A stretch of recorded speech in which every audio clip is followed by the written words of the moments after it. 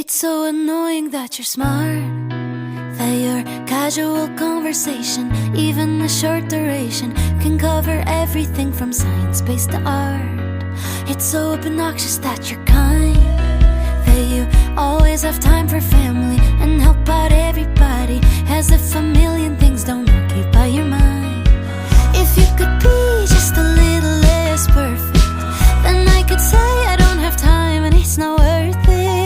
But how is a girl to resist you and all the little things you do? Oh, if you can get much better, don't, cause it'll get much harder. Can't blame a girl for trying to take it slow. Oh, how is a girl to resist you and all the little things you do? How can I resist you? It's maddening that you make me smile, even at times when no one else can.